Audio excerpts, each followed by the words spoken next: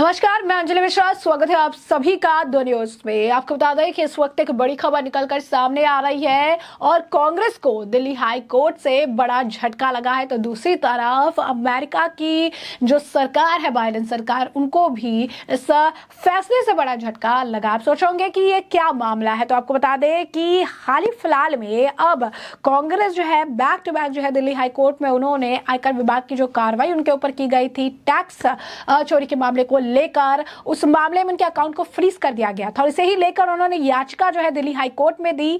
लेकिन Delhi high court से उन्हें बड़ा झटका लगा है, उनकी याचिका को खारिज कर दिया गया है। जी हां, बिल्कुल सही सुना आपने, उनकी याचिका को अब कोर्ट द्वारा, दिल्ली हाई कोर्ट द्वारा खारिज कर दिया गया है। वहीं दूसरी तरफ जो है इसे हम बाइडेन सरकार के लिए झटका इसलिए बता रहे हैं क्योंकि लगातार अमेरिका भी भारत के इंटरनल मैटर पर टिप्पणी कर रहा है। जैसे कि अरविंद केजरीवाल के मामले पर भी जो है अमेरिका द्वारा टिप्पणी की गई थी, उसी तरीके से जो अकाउंट फ्रीज किए गए कांग्रेस के, इसे लेकर भी अमेरिका ने अपनी तरफ से टिप्पणी की थी, जिसके बाद भारत ने उन्हें मुंह तोड़ जवाब दिया था। और अब हाईकोर्ट का फैसला जो है उनके मुंह पर भी अगर आप देखेंगे कि इसे कहीं ना कहीं अगर आप देखेंगे तो ये उनके लिए भी एक बड़े झटके के तौर पर देखा जा रहा है। आखिर क्या कहा था उन्होंने, तो आपको बता दें कि दिल्ली के मुख्यमंत्री अरविंद केजरीवाल की गिरफ्तारी के बाद अमेरिका की तरफ से तो बयान आया ही था। भारत ने इस पर करारा पलटवार करते हुए वॉशिंगटन को नसीहत भी दे दी थी कि दूसरे के मामले में हस्तक्षेप करना अच्छी बात नहीं है। भारतीय कानून स्वतंत्र न्यायपालिका के अधीन काम करता है, इसके बावजूद अमेरिका अपनी हरकतों से बाज नहीं आया और विदेश विभाग ने जो है अमेरिका के, उसने कांग्रेस के बैंक खाते फ्रीज करने पर भी टिप्पणी की। अमेरिकी विदेश मंत्रालय के प्रवक्ता मैथ्यू मिलर ने कहा कि कांग्रेस का बैंक अकाउंट फ्रीज करने पर भी हमारी नजर है। अमेरिका का यह बयान ऐसे समय सामने आया जब भारत ने केजरीवाल की गिरफ्तारी पर की गई टिप्पणी पर कड़ी आपत्ति जो है जताई थी। भारत की कड़ी आपत्ति जताने के बावजूद अमेरिकी विदेश मंत्रालय ने केजरीवाल की गिरफ्तारी पर बयान दिया। उसके बाद मैथ्यू मिलर ने कांग्रेस के बैंक अकाउंट को फ्रीज करने पर भी बयान दिया और कहा कि दोनों मसले पर होने वाली कार्रवाई पर हमारी नजदीक से नजर है। हम इन दोनों मामलों में पारदर्शी और समयबद्ध कानून प्रक्रिया को बढ़ावा देते हैं। कांग्रेस ने अपने बैंक खाते फ्रीज करने का आरोप लगाया था और कांग्रेस के वरिष्ठ नेताओं ने कुछ दिन पहले कहा था कि बैंक खाते फ्रीज होने की वजह से उनके नेता ना तो यात्रा कर पा रहे हैं, ना चुनाव प्रचार कर पा रहे हैं। और इसी को लेकर फिर उन्होंने दिल्ली हाई कोर्ट में इस मामले को जो है आयकर विभाग की कार्रवाई को लेकर उन्होंने याचिका दायर की थी। लेकिन दिल्ली हाई कोर्ट से उन्हें आज बड़ा झटका लगा है, जहां पर उनकी याचिका को दिल्ली हाई कोर्ट ने पूरी तरीके से खारिज कर दिया है। और इसी के साथ अमेरिकी जो है विदेश मंत्रालय के जो प्रवक्ता है वो भी इस मामले में लगातार बयानबाजी कर रहे थे। उनके लिए भी इसे एक बड़े झटके के तौर पर देखा जा रहा है क्योंकि भारत लगातार उन्हें एक चीज कह चुका है कि हमारे मामले में, हमारे यानी इंटरनल मामले में किसी भी बाहर के देश को हस्तक्षेप करने की जरूरत नहीं है।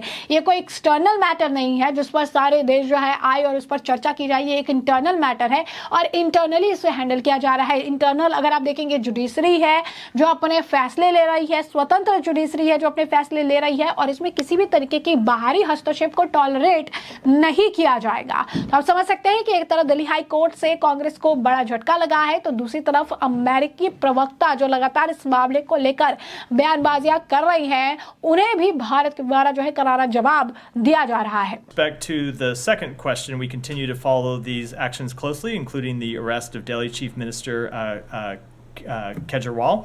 We are also aware of the Congress Party's allegations that tax authorities have frozen some of their bank accounts in a manner that will make it challenging to effectively campaign in the upcoming elections, and we encourage fair, transparent, and timely legal processes for each of these issues. With respect to your first question, I'm not going to talk about any private diplomatic conversations, but of course, what we have said publicly is what I just said from here, that we encourage fair, transparent, timely legal processes. We don't think anyone should object to that, and we'll make the same thing clear privately. गई थी।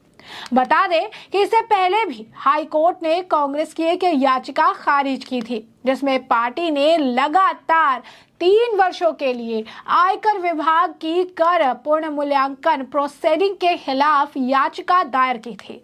इसमें पहले high court ने बीते 20 मार्च को सुनवाई पूरी होने के बाद फैसला सुरक्षित रख लिया था। कांग्रेस ने 2014 से 15, 2015 से 16 और 2016 से 17 के लिए आयकर विभाग द्वारा की गई टैक्स रीअसेसमेंट प्रोसीडिंग के खिलाफ याचिका दायर की थी। बता दें कि पिछले महीने कांग्रेस नेता और कोषाध्यक्ष अजय माकन ने बताया था कि आयकर विभाग ने उनकी पार्टी के बैंक खाते फ्रीज कर दिए हैं। युवा कांग्रेस का बैंक खाता भी फ्रीज कर दिया गया है। माकन ने कहा था, फिलहाल हमारे पास खर्च करने के लिए, बिजली बिल भरने के लिए, अपने कर्मचारियों को वेतन देने के लिए पैसे नहीं है। सब कुछ प्रभावित हो रहा है। न सिर्फ न्याय यात्रा बल्कि सभी राजनीतिक गतिविधियां प्रभावित हो रही है। विभाग ने 210 करोड़ रुपए की रिकवरी के आदेश दिए थे। हालांकि आईटी ट्रिब्यूनल ने बुधवार तक खातों से फ्रीज हटा दिया था। दिल्ली हाईकोर्ट ने कांग्रेस पार्टी की ओर से 4 वित्तीय वर्ष के इनकम टैक्स के रीअसेसमेंट कार्रवाई के खिलाफ दायर याचिका को खारिज कर दिया है। जस्टिस यशवंत वर्मा की अध्यक्षता वाली बेंच ने याचिका खारिज करने का आदेश दिया है। हाईकोर्ट ने 4 वित्तीय वर्ष 2017 से 18, 2018 से 19, 2019 से 20 और 2020 से 21 के दौरान इनकम टैक्स विभाग की ओर से शुरू किए गए रीअसेसमेंट की प्रक्रिया को चुनौती देने वाली याचिका खारिज कर दी है। सुनवाई के दौरान कांग्रेस पार्टी और इनकम टैक्स विभाग ने इस बात पर सहमति जताई कि 22 मार्च को हाई कोर्ट ने जो आदेश दिया था वो आदेश इन याचिकाओं पर भी लागू होगा। 22 मार्च को हाई कोर्ट ने कांग्रेस पार्टी की 3 वित्तीय वर्ष के इनकम टैक्स के रीअसेसमेंट कार्रवाई के खिलाफ दायर याचिका खारिज कर दी थी। 22 मार्च को खारिज याचिका में 3 वित्तीय वर्ष 2014 से 15, 15 से 16, 16 से 17 के दौरान इनकम टैक्स विभाग की ओर से शुरू किए गए रीअसेसमेंट की प्रक्रिया को चुनौती दी थी। कांग्रेस पार्टी की ओर से पेश वरिष्ठ वकील अभिषेक मनु सिंघवी ने कहा था कि इनकम टैक्स विभाग ने समय सीमा के बाद कार्रवाई शुरू की है। वे ज्यादा से ज्यादा 6 वित्तीय वर्ष पीछे का रीअसेसमेंट कर सकते हैं। सुनवाई के दौरान जब कोर्ट ने पूछा था कि कांग्रेस पार्टी की ओर दाखिल इनकम टैक्स रिटर्न में कितने का अंतर है, तब इनकम टैक्स विभाग की ओर से पेश वकील जोहेब हुसैन ने कहा था कि 520 करोड़ रुपए का बकाया है। बता दें कि 13 मार्च को भी दिल्ली हाई कोर्ट ने कांग्रेस पार्टी ने से 105 करोड़ रुपए की वसूली करने के आदेश पर रोक लगाने की मांग करने वाली याचिका को खारिज कर दिया था।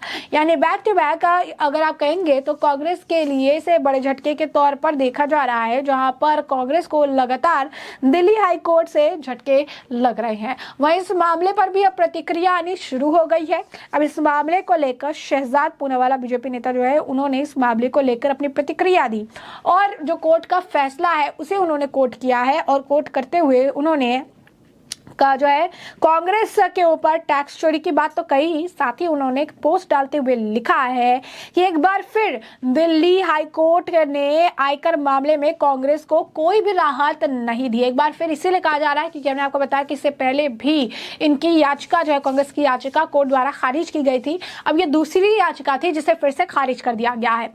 उन्होंने फिर आगे लिखा है कि इससे पहले भी उच्च न्यायालय ने न केवल कांग्रेस के झूठे बयान को खारिज किया था बल्कि वास्तव में उजागर भी किया था कि कार्यवाही प्रतिशोधात्मक थी और उनके खाते फ्रीज कर दिए गए थे। अब समय आ गया है कि कांग्रेस पार्टी झूठ बोलना बंद करे और अपनी टैक्स चोरी को सही ठहराने के लिए भारत और उसके संस्थानों को बदनाम करना बंद करे। यानी साफ तौर पर कहना है कि कांग्रेस पार्टी जो कह रही है कि लगातार जो हमारे साथ गलत हो रही है, चीजें की जा रही है, अब उन्हें समझना चाहिए कि अब किसी भी तरीके से राहत नहीं मिलेगी और किसी भी तरीके से यहाँ पर उन्हें राहत नहीं मिलेगी। कर चोरी इन्होंने की है और जवाब की जगह पर ये लगातार बयानबाजियां करते हुए नजर आते हैं। अब इसके बाद आपको बता दें कि जब दिल्ली हाईकोर्ट की तरफ भी इन्होंने रुख किया था तो इसके बाद भी कई तरह के बयान सामने आए थे। दिल्ली हाईकोर्ट ने पहले भी बता दिया था कि किस तरीके से कांग्रेस को इसमें राहत नहीं मिली है या बातें कही गई थी, लेकिन जयराम रमेश हो या कांग्रेस के अन्य नेता हो इस मामले को लेकर लगातार इसे चुनाव से जोड़ रहे थे और ये कह रहे थे कि ये सिर्फ और सिर्फ इसी वजह से किया गया है क्योंकि जो है यहाँ पर लोकसभा चुनाव है और वो कांग्रेस को इस मामले पर दबा देना चाहते हैं। वह इस मामले पर कई सारे पत्रकार हैं वो भी बौखलाए हुए नजर आए। इस मामले पर पत्रकार राजदीप सरदेसाई का भी बयान जो है सामने आया है और अब राजदीप सरदेसाई जी ने क्या लिखा है इसके बारे में भी हम आपको बता देते हैं। उन्होंने भी इसे लेकर जो है पोस्ट किया है और पोस्ट करके उन्होंने अपने तरफ से रिएक्शन देते हुए जो है इस फैसले के बारे में लिखा है कि दिल्ली हाईकोर्ट ने 4 साल के लिए आयकर पुनर्मूल्यांकन कार्रवाई शुरू करने के खिलाफ कांग्रेस की याचिका खारिज कर दी है। हाईकोर्ट ने पहले 3 साल के पुनर्मूल्यांकन के खिलाफ इसी तरह की याचिका को खारिज कर दी थी। हाईकोर्ट का कहना है कि यह मामला 3 साल के जो है पुनर्मूल्यांकन के संबंध में उससे पहले के आदेश का अंतर्गत आता है। 4 आंकलन वर्ष 2017 से 21 है, जबकि कोई भी राजनीतिक दल कर के ऊपर नहीं है। ये दुनिया में मृत्यु और करों के अलावा कुछ भी निश्चित नहीं। एक बड़े आम चुनाव वर्ष में कार्रवाई का समय प्रमुख प्रश्न बना हुआ है।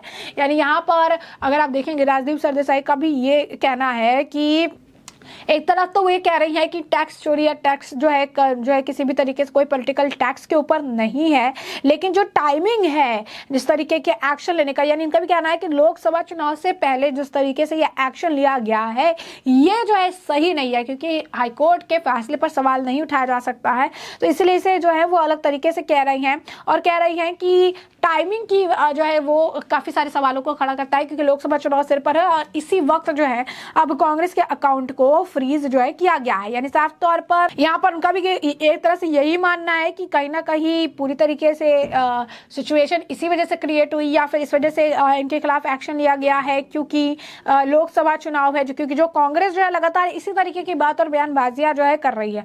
अब इस मामले पर लगातार जो है रिएक्शंस आ रही हैं, लगातार अगर आप देखेंगे तो बीजेपी इस मामले को लेकर घेर रही है, तो कांग्रेस इस फैसले से बहुत ज्यादा खुश नजर नहीं आ रही है, इस फैसले से नाराज नजर आए। कई सारे पत्रकार जो हैं वो भी इस मामले से नाराज है, जैसे कि आपने देखा कि राजदीप सरदेसाई जी जो है वो लिख रही हैं, वो भी इस मामले पर जो है काफी ज्यादा परेशान है। उनका कहना है कि हाईकोर्ट ने डिसमिस कर दिया, चीजें कर दी, लेकिन जो टाइमिंग है टैक्स के ऊपर कोई नहीं है, लेकिन जिस टाइम पे ये एक्शन लिया गया, जिस टाइम पर ये चीजें की गई वो शायद सही नहीं है। तो ऐसे में हमने आपको ये जो पूरा मामला है ये बड़े विस्तार से बताया है कि यह पूरा मामला क्या है, किस तरीके से लोकसभा चुनाव से ठीक पहले अब कांग्रेस को एक ही मामले में जो है बैक टू बैक दूसरा झटका दिल्ली हाई कोर्ट से लगा है, जहां पर कांग्रेस ने कांग्रेस की जो याचिका थी आईटी की कार्रवाई के खिलाफ, जो याचिका उन्होंने दायर की थी उसे कोर्ट द्वारा फिर से खारिज कर दिया गया है। तो ऐसे में अब इस पूरे मामले पर आपकी भी जो राय हो हमें कमेंट सेक्शन में कमेंट करके जरूर से जरूर साझा करिएगा। धन्यवाद।